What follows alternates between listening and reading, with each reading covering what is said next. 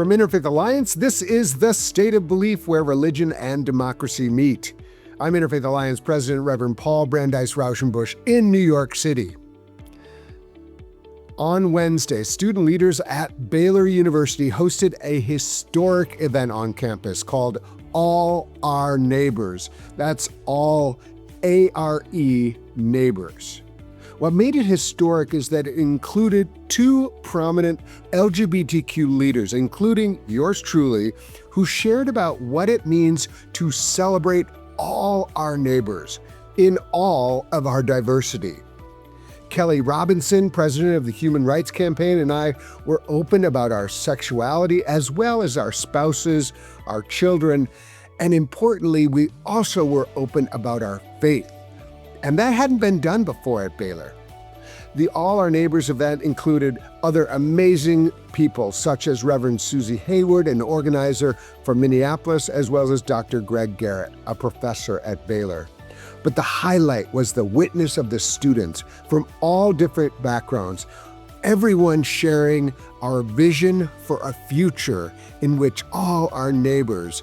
And it was one of the most beautiful, loving, and inspiring events I can remember. This week on the State of Belief, I am so glad to be able to share with you some of what was said at this truly joyful event in the heart of Texas. And make sure you listen till the end of the show, because Kelly Robinson is going to knock your socks off. We need all of these voices to be heard now more than ever, so make sure you subscribe, share, and rate the State of Belief on Spotify, Apple Podcasts, or your favorite podcast platform. Taking a minute to do these things really helps other people discover our show and become listeners too. Our library of past conversations includes well over 150 hopeful, empowering, and inspiring interviews with guests like Kristen Dumais, Father Jim Martin, Rainn Wilson, and many, many others. You can help us grow the State of Belief with a financial contribution right now. Find out how at stateofbelief.com, and you can support and join the work of Interfaith Alliance at interfaithalliance.org. And now, to help me review the significance of the All Our Neighbors celebration at Baylor University, I am joined by none other than Skye Perryman, President and CEO of Democracy Forward, the leading nonprofit legal organization standing up for the legal rights of all of us. Skye is an alum of Baylor, and she cares so deeply about the university and how it carries its mission into the world. So I wanted to get her take on the significance of what happened in Waco, Texas. Skye, welcome back to the State of Belief. It's incredible what happened actually at Baylor for all our neighbors. Tell us a little bit about what this means for Baylor. Well, let me start by saying, first of all, thank you, Paul, for going down to Waco, Texas. When we became friends, you knew you were going to have to go down to Waco probably a little more than you ever really anticipated. But now you have so many people, including the students that go to Baylor University, that want you and want you present on campus. And so it's not even me asking anymore. You've got a whole group of folks down in Waco that always want you there. So thank you for going. And I'll just say it's been about 24 hours when we're taping this since the event in Baylor, and every text message on the phone, every email, I mean, it's all coming up Baylor. And I know Kelly feels the same way, and you're feeling the same way too. So this is just really exciting. I think, as people are orienting, what was really amazing about yesterday was the community that we saw come together and the way in which students organized and did something that adults have not been able to figure out how to do in a very long time. In the middle of a campus that is known as being in the heart of a red area in Texas, the largest Baptist university in the world, with Turning Point USA that has vilified members of the Baylor community. I mean, they have put Greg Garrett, one of the professors at Baylor, on their professor watch list, but they've also sought to build a real they've really tried to build a strong support in Waco. We know Donald Trump launched his campaign for president in 2024 in Waco, Texas. So this was a symbolic place. I think Turning Point thought they were going to come right in to a place with open arms to their hate. And what these students showed is that wasn't the case, and that there is a movement afoot, including in places like Waco, and maybe especially in places like Waco, of students and of multi-generation. There were some faculty members there. I know there were some special guests there, but of people saying, in this moment, we're going to love each other, and we're going to have each other's backs, and we're going to build community. And when we say all our neighbors, we do mean all. And Yeah. to show this prophetic message, and I'm going to use the word prophetic message of love in this moment. I mean, it's amazing. And the students did it. And you were there for it. It was, I have to say, Skye, it was one of the most beautiful events I've been at in years. That's not to denigrate anywhere else I've been, but it was one of those things where the spirit was moving. I mean, I actually saw some clips of Baylor folks talking afterward. They were like, that was actually the most religious event I think I've been to at Baylor. And it was people from all different faith traditions who were speaking, but there was a common theme. How are we going to love each other in ways that matter? And it was so elevated and so beautiful. I mean, people were like cheering and standing up. There was an amen corner. I mean, it was a real pleasure to be there. I think one of the things that maybe our listeners don't quite understand, like why it's being called historic. And part of the reason it's being called historic is that I spoke at Baylor, but I spoke kind of not as a gay person. I was like the leader of an religion and democracy organization, talking about religion and democracy. And at this event, I actually was able to say, I am a gay man. I'm a Baptist minister and a gay man. And I have a family that I love. And I have a profound faith that teaches me that God loves all of that. That's maybe the crux of what made this different, is even saying that kind of stuff. It was kind of a non-starter at Baylor. Can you explain a little bit of the push and pull with Baylor and LGBTQ rights? Yeah, I mean, this was historic. And like you said, I mean, of course, Baylor has had individuals that are gay come speak on their campus. They have gay students, they've got the gay faculty members. I mean, that's not the thing here. But the university does maintain a policy. It is a policy that many of us oppose, and I say this with deep love. And everybody on the campus knows where I am on this, and I love everybody. But I say this with deep love. The university maintains a policy that students oppose, that its faculty opposes, and that its alumni oppose, that prevents students from forming student organizations that advocate for LGBTQ rights. And the university allows student organizations that engage in a range of advocacy. There's a Turning Point USA chapter on Baylor's campus. But it has not allowed student organizations that advocate for LGBTQ rights to form these organizations. And it is a policy that is unpopular. The student government has voted against it before. The faculty senate has voted against it. Thousands of alumni have come out against it, but that's the policy. And so the Turning Point event really presented this really profound challenge, because this isn't the same old, well, we're for free speech, we disagree with these people. I mean, that's not what this was about, the prospect of Turning Point coming to Baylor. When Turning Point was allowed to come to Baylor at the request of a student organization that's chartered that asked them to come, what that meant was that the university was going to allow a student organization that was engaged in advocacy efforts — Turning Point is an advocacy organization — to platform these voices. And we know that the voices are things that many people profoundly disagree with. I believe in their right to say whatever they want to say, but vilifying immigrants, vilifying LGBTQ people, operating as if women should not be able to pursue careers that they want to pursue, I mean, those things are things that people have profound disagreements with. Some of those disagreements, by the way, for me, and for I think a lot of people in the Baylor community, actually arise out of our faith, because we believe that these things are kind of contrary to our faith.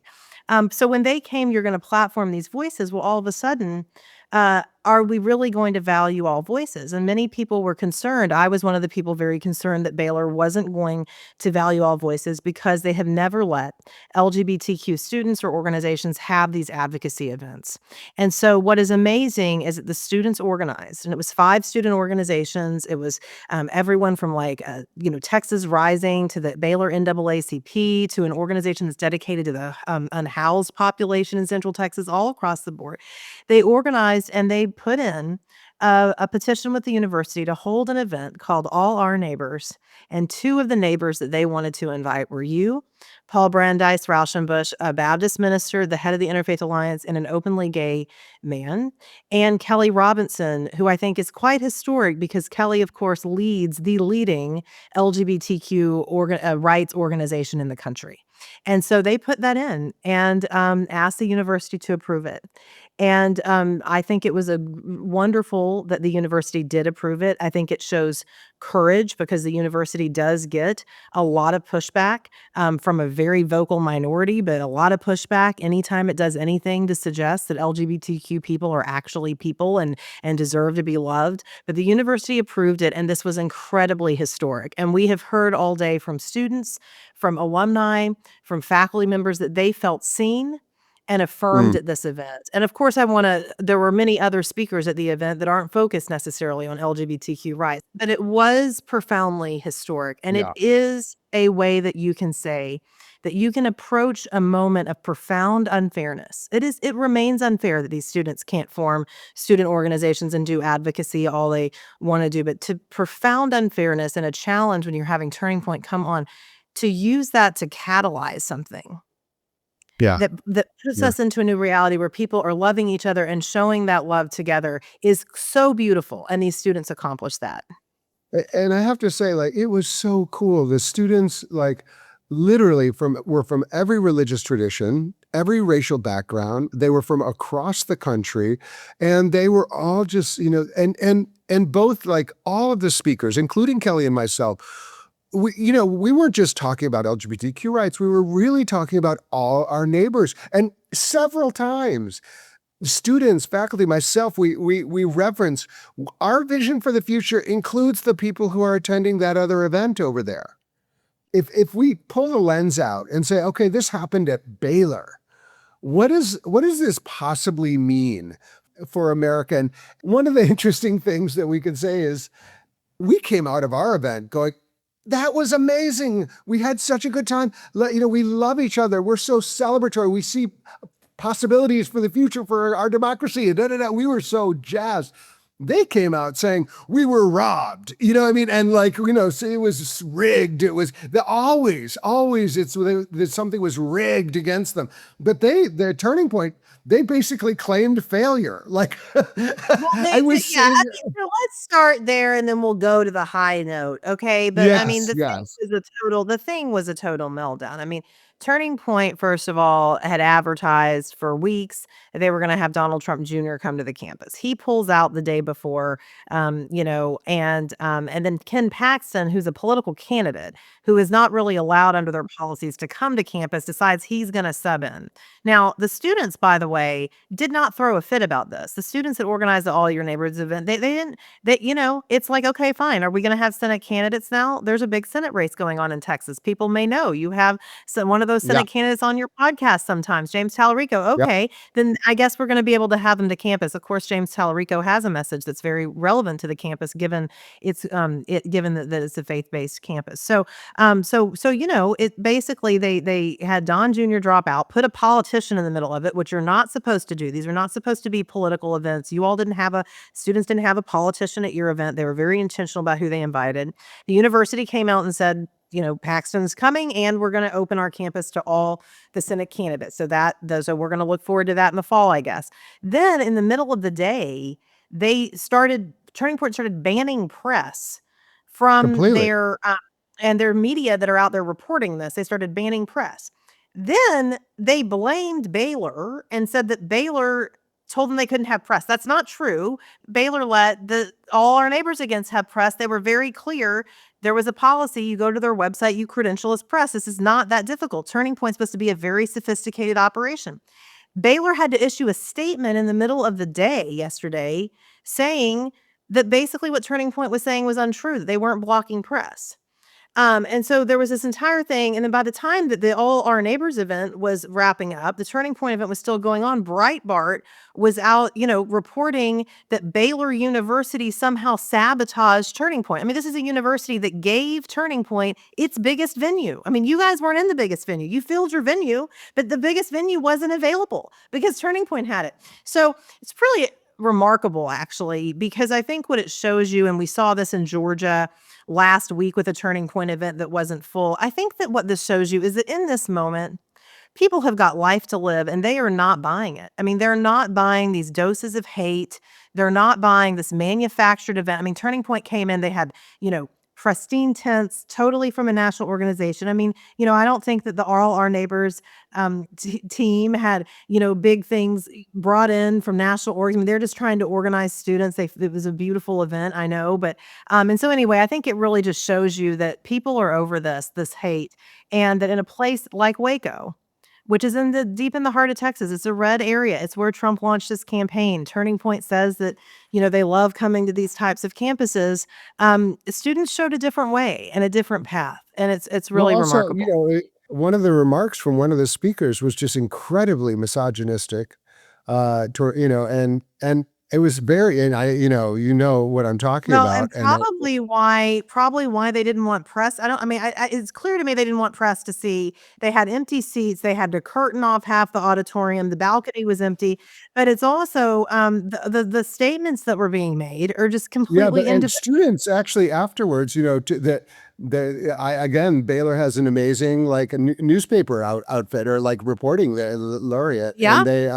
and they were doing interviews and they're like, how are we supposed to understand your faith when you're being so nasty? Yeah, I mean, exactly. it was so interesting. What does this mean going forward? The success, the hunger that I think we see for this kind of message. How do you interpret this, and maybe what it means going forward? Well, let me say a few things. I wear a few different hats here. So Good. as a and I'll start with the first hat I ever wore, which was the Baylor alum hat, because Mm. Baylor's been part of my life longer than Democracy Forward, longer than you and I have been friends, longer than Interfaith Alliance. So, from the Baylor perspective, I think this is really remarkable. I think the university acted like a university yesterday, and credit where credit's due, and we need to say that they platformed all voices. And that is what we need. And in the state of Texas right now, higher education is under attack. You have Texas A&M banning a state institution banning the teaching of Plato. You have schools across the state canceling whole departments of study. Okay. And Baylor University, which is not the biggest university in Texas, it's not the most well funded university in Texas, it's not the highest ranked university in Texas. Baylor University operated like we need universities to operate in this moment yesterday. And I want to give a lot of credit where credit's due. There's a lot of progress we still need to achieve at Baylor, but that's amazing that the university did that. I think what people saw is that you can't make assumptions about these places. Um, Right. and I've known that forever. I'm a proud Baylor alum, and so was Ann Richards, by the way, and Willie Nelson, who's coming to sing at the university in a few weeks to do a show. So you can't make assumptions about this. And Turning Point, like this administration, like the Trump Sure. administration, they continue to underestimate people. They underestimate the diversity of people in this country. They underestimate the reasonableness of people in this country, and they continue to want to put people in boxes. And I am very excited that yesterday Baylor was not allowed to be put in a box. Waco, Texas was not allowed to be put in a box. And I think overall the lesson, we need the American people to not just get to your corners and put people in a box. We showed a different thing. As the president of Democracy Forward, which of course is the organization we're so grateful to get to partner with Interfaith Alliance, yesterday means a whole lot, because what it shows is that people across this country will mobilize, including mobilize on campus. What you hear the conventional wisdom these days is that young people are apathetic. They're not apathetic, actually. What they are is intolerant of the same old, same old. And what the students did, and this was really the students' creation, is they built an event that had a vision about how we should operate operate. They didn't want political speakers. They actually were very sensitive about not wanting there to only be a focus on one issue like LGBTQ rights or interfaith. They wanted to say, we need to support each other and come together and build community in the time. And we know that community creates the condition for courage. And we're going to say it together, Paul, and courage is the new currency. And that's what we saw. And then I'll just say finally, as a board member of the Interfaith Alliance, which is really one of the highest honors I have, and Paul, I'm so amazed by what you and the team do every day. But as a board member of the Interfaith Alliance, I think that this is profound, because one of the things that Interfaith Alliance has stood for in this country is democracy and religious liberty, and that you don't have to check your religious commitments at the door, that you actually can have those commitments and hold those commitments and live those commitments and be engaged in this journey of achieving democracy together. And that's what you did yesterday with the students. It's what Kelly did. It's what the other speakers did. It's what the students did, is showed that it's not actually in spite of our faith that we gathered.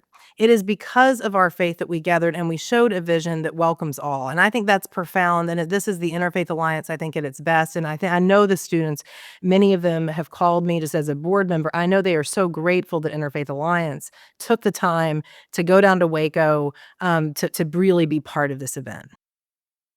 Skye Perryman, President, CEO of Democracy Forward, proud Baylor alum, and a great friend of mine, of this show, and all of you listeners. I know how much you value her voice. Thank you so much for your insights today and all of your encouragement, and looking forward to the future together. Yes, absolutely.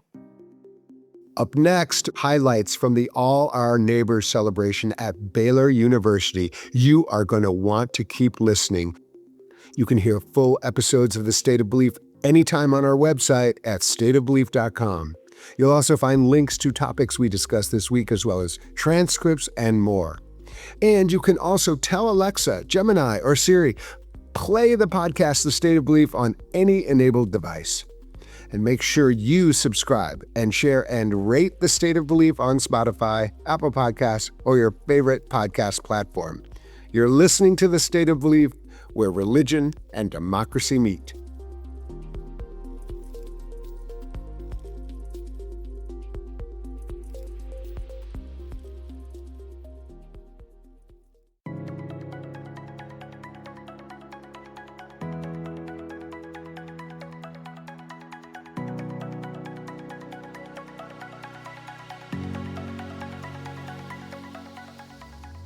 Welcome back to The State of Belief. I'm Interfaith Alliance President Reverend Paul Brandeis Raushenbush.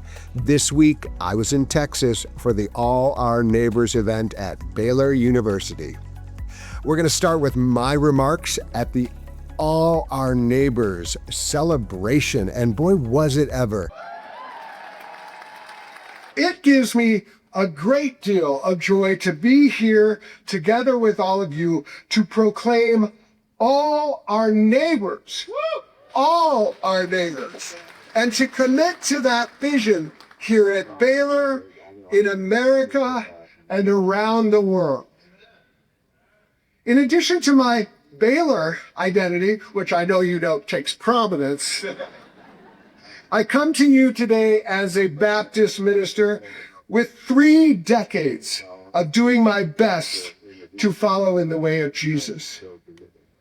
I also come to you as a gay man who has been with my husband for 25 years and married him for as long as that was legal in this country.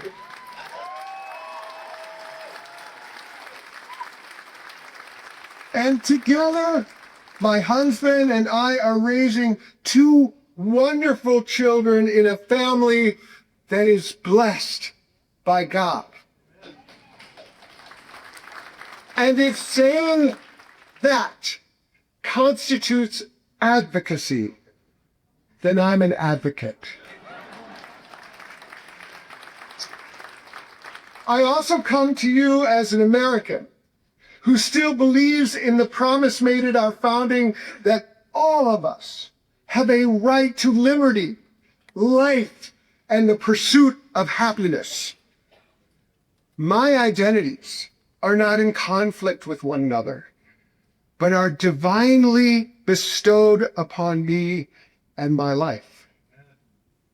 My faith teaches me that each one of our lives, in all of our complexity and diversity, are divinely and beautifully created.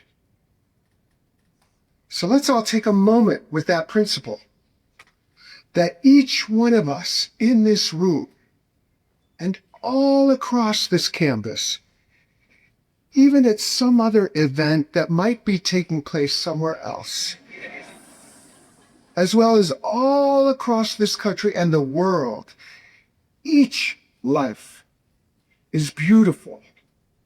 Each is an embodiment of the image of God here on earth. No exceptions.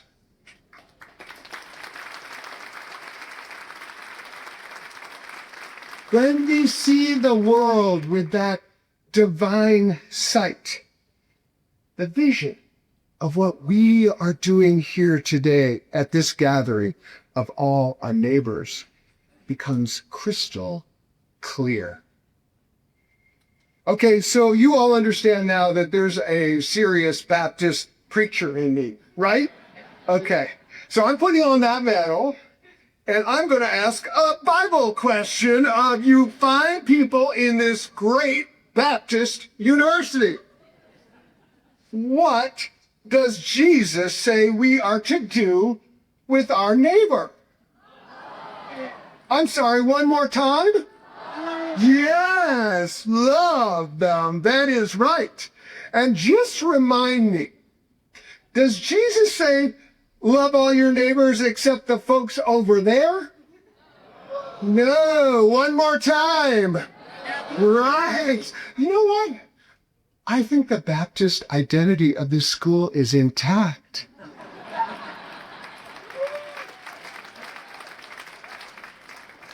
When we proclaim all our neighbors, we are also committing ourselves to the moral, spiritual, and tangible work that comes with loving all our neighbors of every race, of every religion, immigration status, gender, or sexual orientation.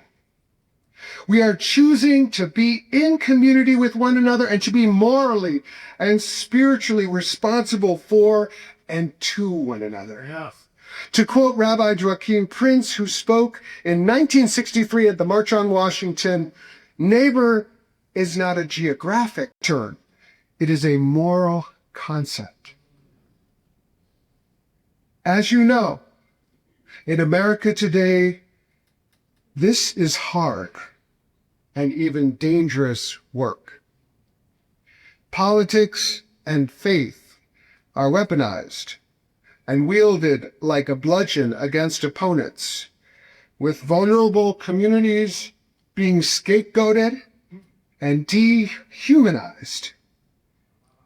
Now that is the blasphemy that we need to confront. Yeah. Yes. Too many of our neighbors are subjected to daily fear and violence that is all too real. That is the sin that needs to stop.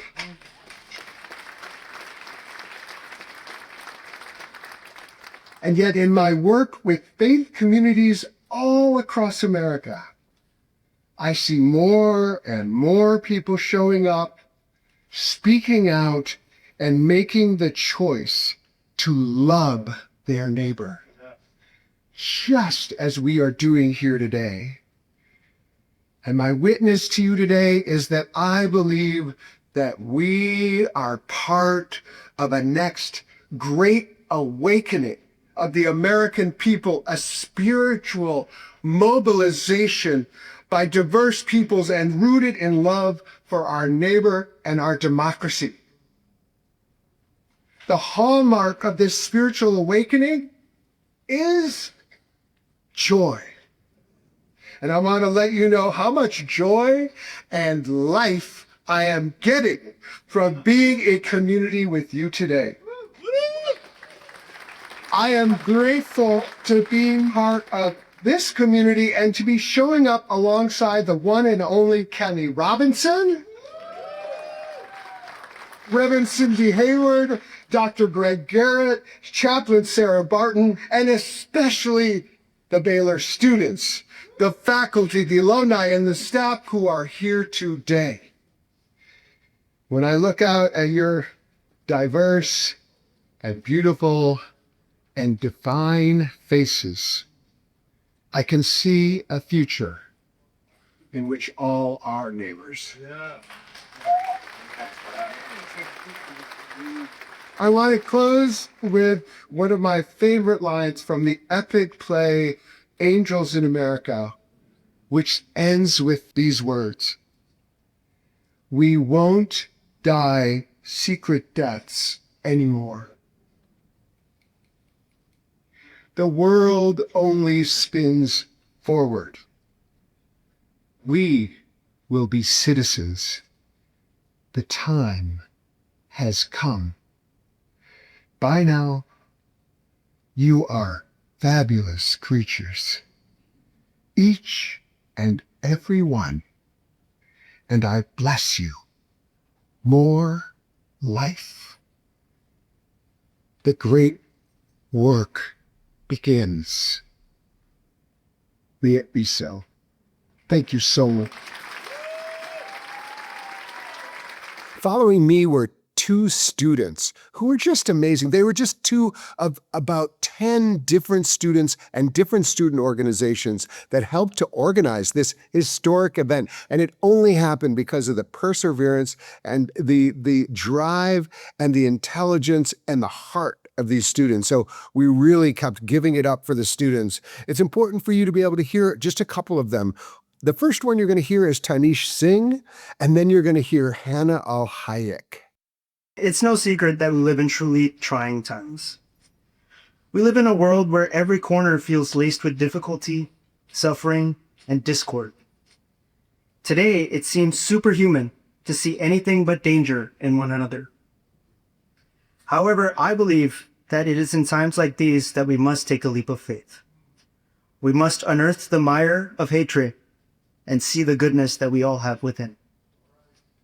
I come from a Hindu family, and two truths from this religion have persisted with me throughout my life. The first of which is that in Hinduism, every religion is considered equally sacred and true. This is because Hinduism recognizes that while the paths to God are varied, they are never really devoid of God itself. For God is ever present. It is man who insists on hierarchy, but God is everywhere. In fact, I see God here, amidst everyone, with their courage to see each other and celebrate our differences openly.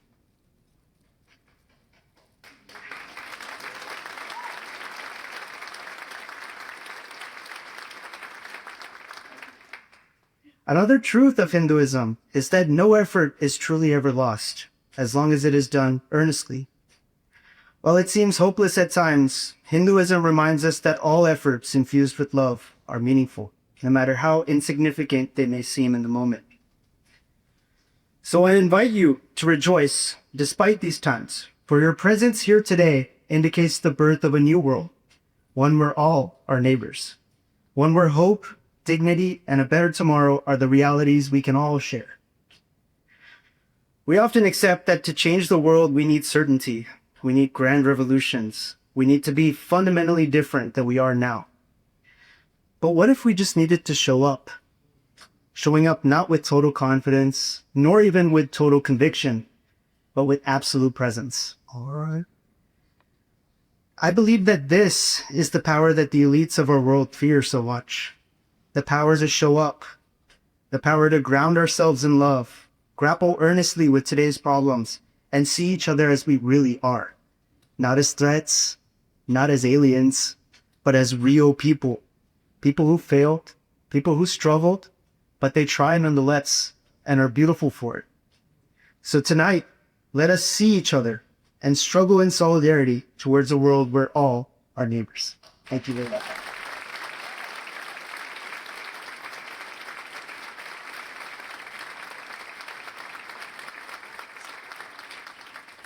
everybody. My name is Hannah Al-Hayat, and I'm a social work major from Houston, Texas. I see a future where words like diversity, equity, and inclusion are feared less than words like war, the removal of immigrants, and the loss of privileges. Our current world celebrates those with the loudest voices and misses the voices of communities that are afraid to speak out due to systems in place that silences them. I'm Palestinian American. I grew up Muslim and went to an Orthodox Christian high school. As a Palestinian, I know the toll this war has on my family abroad. But by also being a Palestinian, I know the importance of living in a community where diversity and inclusion are celebrated and welcomed.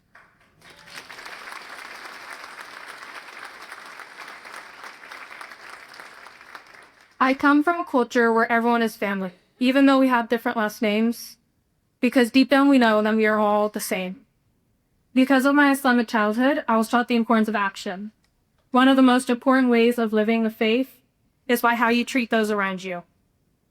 Islam is upheld by 5 core principles that everyone must follow to live the faith.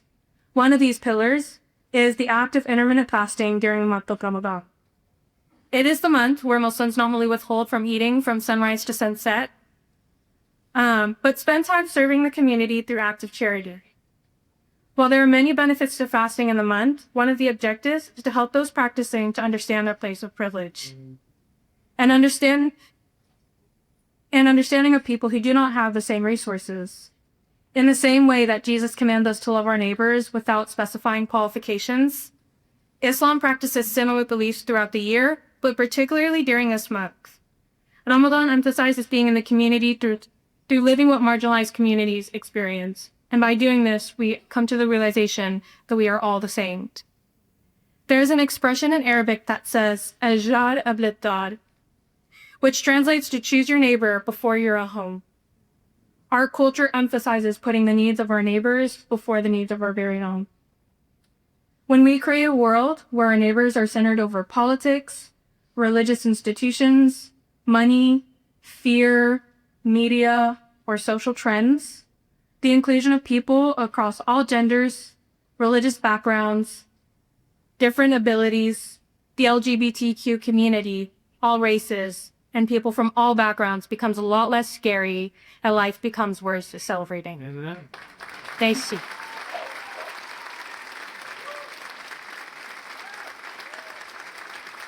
One of the highlights of the evening was listening to Reverend Susie Hayward, who has been on this program before. She's a faith organizer in Minneapolis and was one of the key participants in the pushback and the organizing that drove ICE out of Minneapolis and really spelled the end of Project Metro Surge. And she was able to bring that conversation about what does being neighbors really look like in that moment where ICE was abusing their neighbors. Listen to Reverend Susie Hayward. Beloved, you are a beautiful sight to behold. Thank you to the students for having me, Tanish. You need to text your mama. She's worried. He told me that beforehand. And thank you to the students. Thank you to Dr. Singletary. Thank you to all of you for hosting me here today. It is a blessing to be with you and to ground ourselves in our love for each other and for the God of us all who made us diverse as a reflection of God. Yeah. Right? That is what I believe. That in learning and celebrating our differences, we can understand better a God who is bigger than any one race or culture or nation or religious tradition, a God who does not belong to any one of us, but to whom we all belong. I see that illimitable God manifesting in the diverse voices and experiences and traditions that are represented in this program tonight, and I thank God for that. I came to be with you from my hometown of Minneapolis to testify about what I learned from my neighbors about the gospel these past 5 months. And let me be clear that I learned from not only my Christian and my Catholic neighbors, but from my Somali Muslim my Hmong Buddhist, my Jewish and devoutly atheist and spiritual but not religious, and Black and brown and indigenous and queer neighbors. And what they taught me is what it means to live what Jesus taught is the greatest command of all, to love God and to love neighbor. What some are calling neighborism. And that is an ism that I can get behind.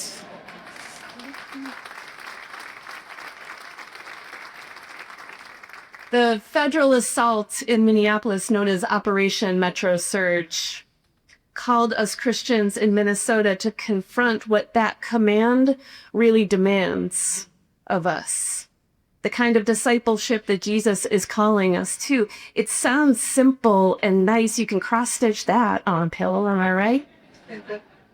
But friends, let me tell you that when the stakes are high, when the beautiful, diverse neighborhood you live in is overrun by heavily armed masked agents, causing harm by separating families, detaining and disappearing neighbors in violation of their constitutional rights and their essential dignity, when they are tear-gassing school children and clergy, when your neighbors are hiding in their homes for months, and others are being snatched from bus stops, based solely on the color of their skin. Loving your neighbors sounds simple, but it is not easy. It takes courage. It means stepping out of your comfort zone and being willing to show up in costly solidarity with the most vulnerable, with those who are being dehumanized and targeted by those with power. Folks sometimes ask me how we did it in Minneapolis, how we organized so powerfully to protect each other, what empowered us to go out day after day in the brutal cold, and it was cold, to show up to protect each other, armed with nothing but our whistles and our camera phones and our meals for neighbors and hiding. And I'm gonna tell you the secret. It was love. That's it.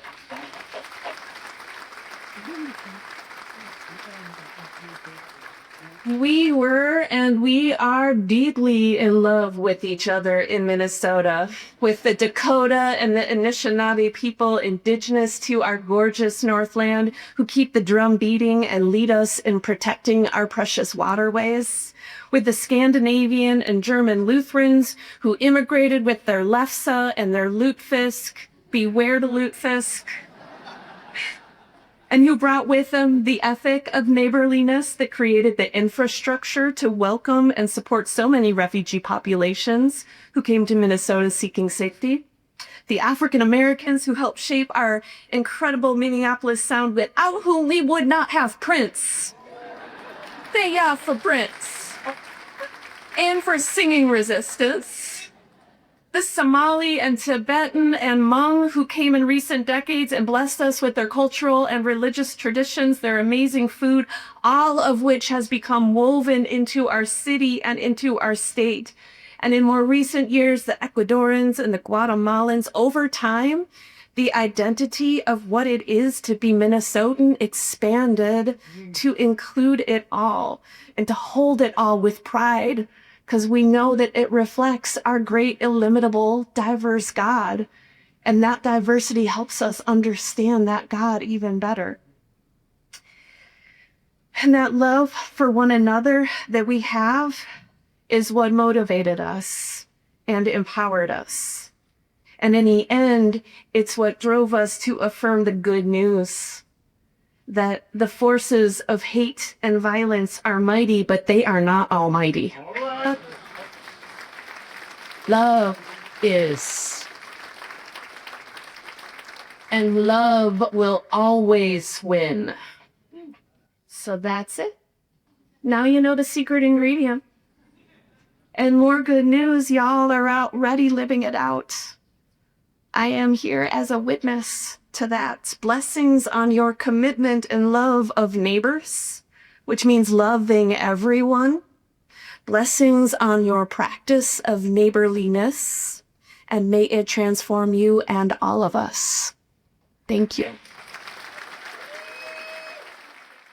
one of the things that we didn't emphasize very much, but is important to recognize during this this celebration was that just about 100 meters away was another event with Turning Point USA. And our next speaker, Dr. Greg Garrett, was actually on the watch list of Turning Point as a dangerous professor. He's a professor at Baylor, and it was really important to hear his voice about what really matters at the university, also, and how his faith plays into how he understands his desire to be part of an academic institution. My name is Greg Garrett. I proudly hold the Carol McDaniel Hanks Chair. I'm a Christian theologian who studies race, religion, and culture, and I have loved and served this university and its students for 36 years. 2 years ago, Turning Point USA named me to their professor watch list.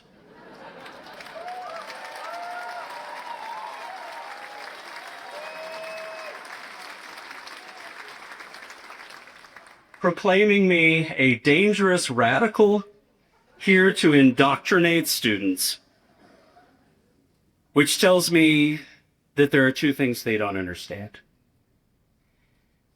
They don't understand a Baylor education, and they don't comprehend my deep faith. Last Sunday, my wife and I visited a Presbyterian congregation in Round Rock, Texas. The demographic skewed older than me. The music was country gospel praise music, and the congregation clapped on the 1 and the 3 white person style. Now, I was raised Southern Baptist, so believe me, I know all about clapping on the 1 and the 3.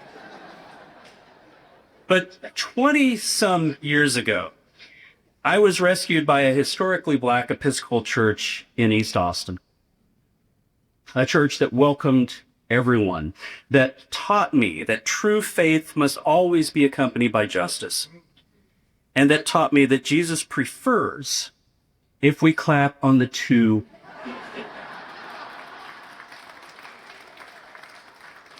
So, last Sunday, I was just, kindly sitting on my hands and checking my Fitbit and waiting for noon.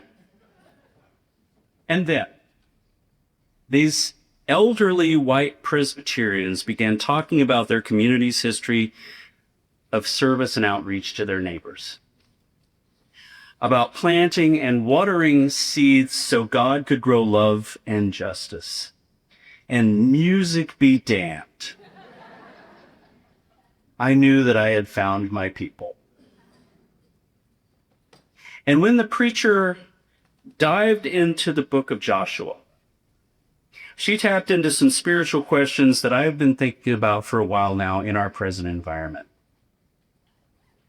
Who or what will we serve as people of faith?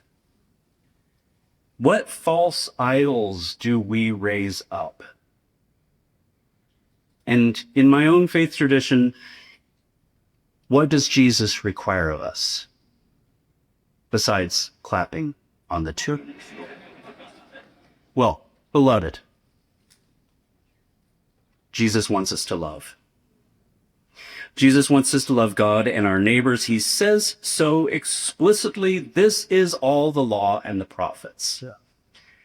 To love our neighbors as ourselves, to love our enemies, to recognize that as Jesus teaches in Matthew 25, it will not matter at the end of things if we showed up to worship, or if we shouted that Jesus is Lord, if we didn't love and serve the poor, the hungry, the immigrant, those in prison, everyone on the margins, everyone Jesus describes as the least of these. I am a straight white Christian male, and I am not one of the least of these. Even though some white American Christians claim to be persecuted, or that Christianity is under siege. This is not reality.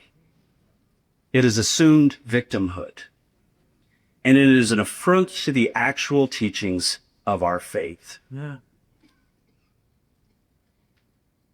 In Memphis, on the last night of his life, Martin Luther King Jr. retold Jesus' parable of the Good Samaritan. And in his teaching of that parable, Dr. King said that love of our neighbors calls us to a dangerous unselfishness. The Samaritan pushed past his fear, Dr. King said, to help his neighbor. The Reverend Susie Hayward just told us that the people of Minnesota pushed past their fear to love and serve their neighbors. Now, I'm not crazy about danger. Look at me. I am a college professor with 4 kids, 3 of them at college, a huge mortgage. I am not crazy about being targeted by a watch list. And last Thursday in our weekly call, my Southern Baptist mother begged me, please stop speaking out against this administration, because they are dangerous. These do feel like dangerous times. Dangerous for Baylor and higher education. Dangerous for our nation. Dangerous for the witness of the American church. But as I stand here in this room tonight, knowing that we are offered stark choices for each of those institutions I love, I am trying to live into those words of Joshua I heard on Sunday at Grace Presbyterian Church. Choose you this day whom you will serve. And I am trying to answer, as for me and my house, we will serve the Lord. Unity so? Let's start patrol.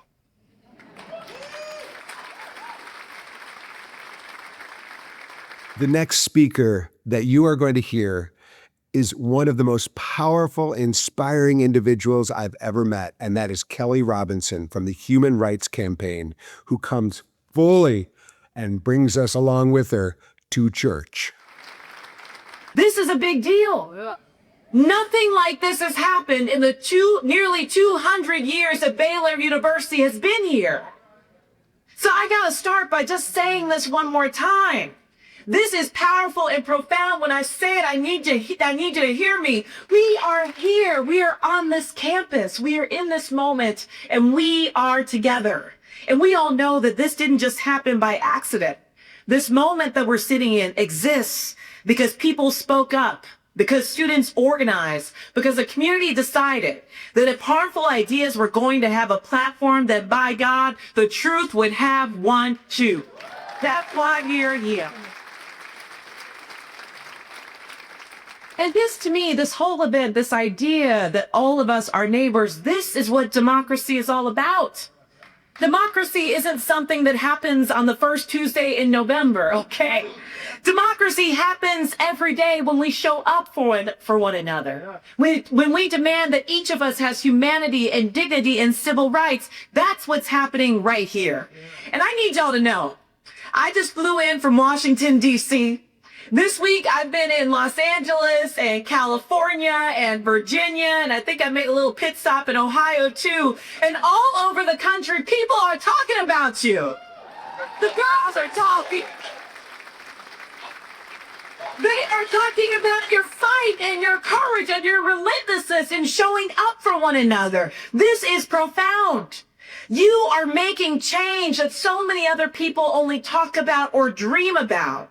So good people, I came here today, deep into the heart of Texas, to decree and declare that we are here, y'all.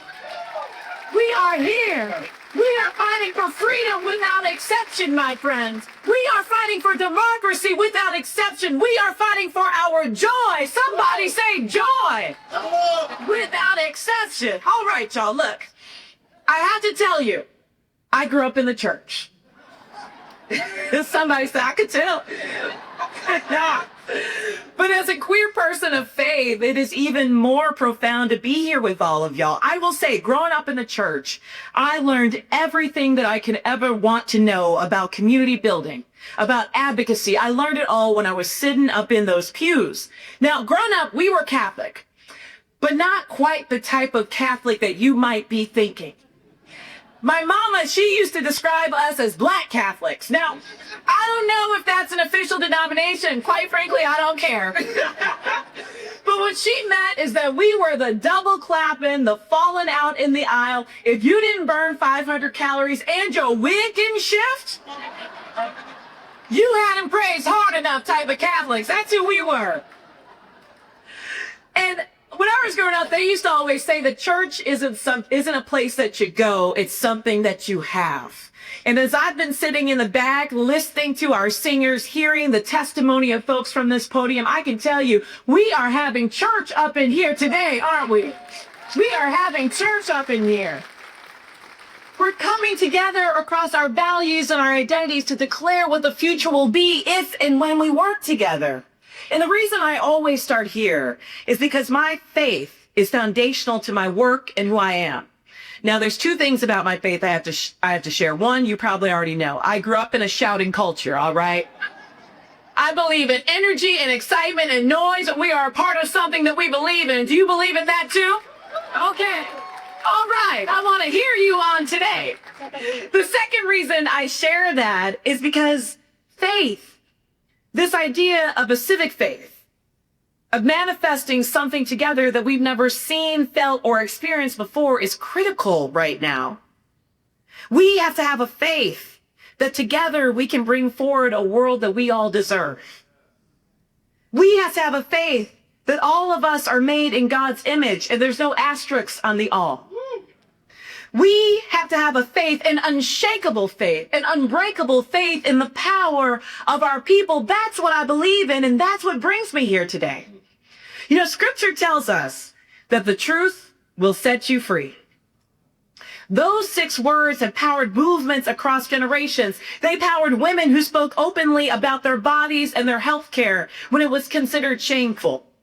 Those words power LGBTQ plus people every single time we come out and decide to say exactly who we are. Yes. The truth has always been the beginning of our freedom, but let me be real with you, there's another part to this. Yes, the truth will set you free, but first it's going to piss you off. Sharing the truth of who we are, that's one thing. But we also have to reckon with the truth of what we are living through right now. These are not ordinary times. These are not ordinary times. There's nothing ordinary about a president attacking the Pope and then posting himself as AI Jesus.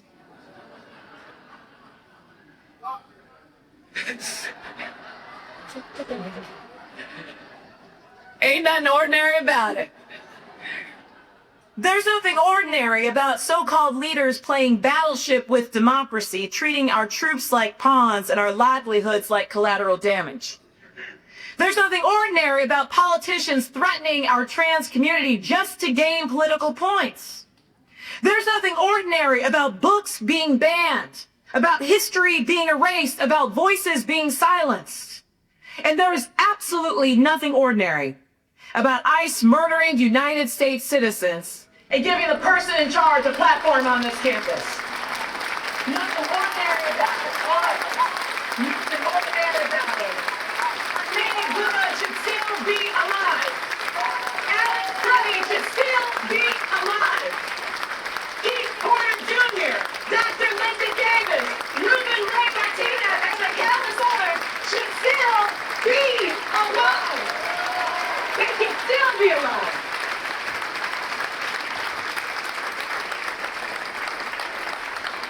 My friends, none of this is ordinary. And all of it should piss you off. We are living through a moment when the consequences of broken politics are showing up in our daily lives, in our classrooms, in our courtrooms, in our neighborhoods, just everywhere. And I can tell you, I've seen it firsthand as I've traveled this country. Recently I met a teacher who's living with HIV, and he told me he had to choose paying for his next medication over paying for his next meal.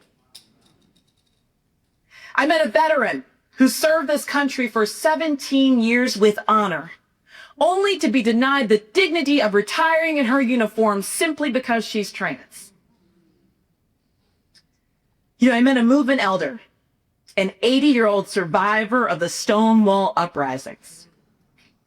She held my hand so tightly I could feel every bone shivering. And she told me, the only thing keeping me alive is knowing I won't have to live through much more of this. That's the reality that we're living in. But even now, even with all of this grief, all of this anger, and all this pain, we are not without hope, and we are certainly not without power. The thing that struck me the most as I've traveled this country is not the fear of our community, but it is the courage. Y'all, look at No Kings, where you had 10 million people around the world showing up for our democracy and to fight against tyranny. Look at Minneapolis, where you saw neighbors showing up for our immigrant community in sub-0 degree weather. Look at this campus tonight, where we have hundreds of people showing up for our democracy and our humanity and our dignity and inspiring the country about what's possible, even and especially here in Waco, Texas, y'all. You got that. So I am clear, these are serious times that require serious leadership. And I'm not counting on that leadership to come from Washington, D.C. Oh, no. It's going to come from people like us in rooms like this that refuse to give up and refuse to give in. Yeah. Ooh, don't got me all fired up. Can I tell the truth today? Can I tell the truth? Look, the truth is that there are people in power right now who are counting on your silence. The truth is, there are people right now that are profiting off of our division. The truth is that what we are doing here today isn't just about the lesbian, gay, bi, trans, and queer community. This is about protecting our democracy. We are called here in purpose and on purpose to do something important. So I came here today to remind somebody that the power of the people is always greater than the people in power.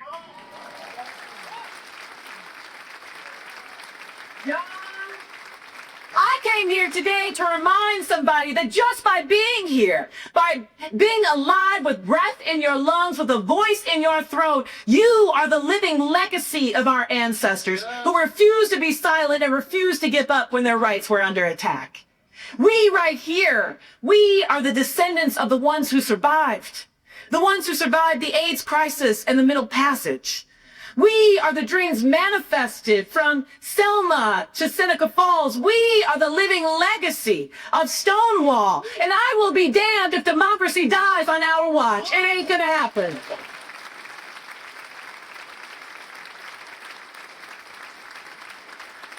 I'm telling you, being here, seeing all of you, you cannot tell me that progress isn't happening. You can't tell me that change isn't possible because you are living proof that it is.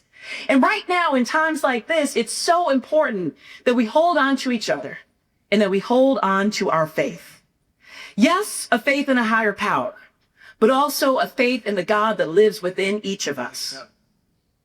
A faith that what we build together can be bigger than what we've been told to accept. Because remember this, that every right we have today started as something that people had to believe in before they could see it. Amen? Before it was law, it was an idea. Before it was policy, it was simply a possibility. And before it was real, it was something that people dared to imagine. That's what we are doing right now. We're not just reacting to this moment. We are manifesting a better and brighter and more free future than anything anyone could have done before this very moment. So look, y'all, I'm just in awe of all of you, especially our students, and honored to be asked to join you today. And I want to leave you with this. One of my mentors, a daughter of Texas, she passed away about 1.5 years ago. Her name was Cecile Richards. You know, her mama was Ann Richards, so there was freedom running through their blood. I remember she used to say that it's not hard to imagine that one day future generations will ask us, when it was all on the line, what did you do? And she would say the only acceptable answer is everything that we could.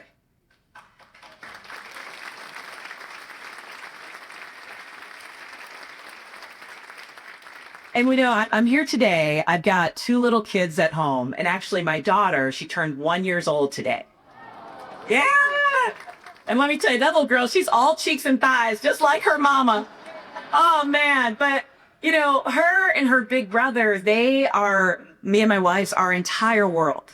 And I know that one day they're going to grow up and they're going to ask me, what did you do? When everything was on the line, when our democracy was at stake, when they were attacking our people just for being who they are, what did you do? And I hope that I can tell them without hesitation that we did everything that we could, because our future, their future, is still worth fighting for. Because our country, their country, is still worth fighting for. Because your campus, the USA, is still worth fighting for. We've got to tell them we did everything that we could. Everything that we could.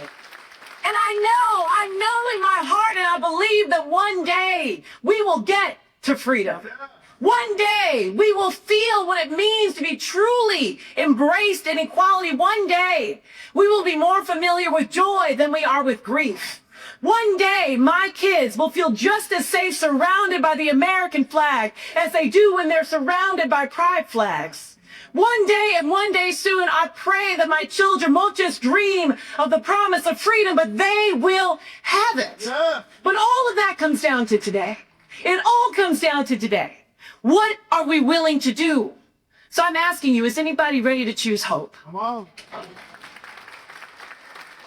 I'm going to ask you one more time. But I want to ask you like our immigrant neighbors are wondering if you've got their back. I want to ask you like there's a trans kid that wants to know that they are seen, valued, and loved. I want to ask you like you believe that change is possible and it's coming, because we didn't come this far to only come this far. Is anybody ready to choose hope? Did you joy? Did you say? Did you joy? Somebody say joy. Everybody say joy. Now that is the work, my friends. Come on, Baylor. Let's get free. Thank you for having me. Who do you know who would get a lot out of hearing about this unprecedented, inclusive gathering at Baylor University in Texas? I know you know someone, so please share the State of Belief with them. And be sure to subscribe to the State of Belief on Spotify, Apple Podcast, or your favorite podcast platform. We need your help to keep growing the State of Belief, so please make a financial contribution today at stateofbelief.com. That's stateofbelief.com. The views and opinions expressed on this program do not necessarily reflect those of Religion News Service or Religion News Foundation. The State of Belief is produced by Ray Kirstein and is a production of Interfaith Alliance. Become a member today at interfaithalliance.org. And be sure to join us next week. I can't wait. Until then, I'm Brandeis Raushenbush on The State of Belief, where religion and democracy meet.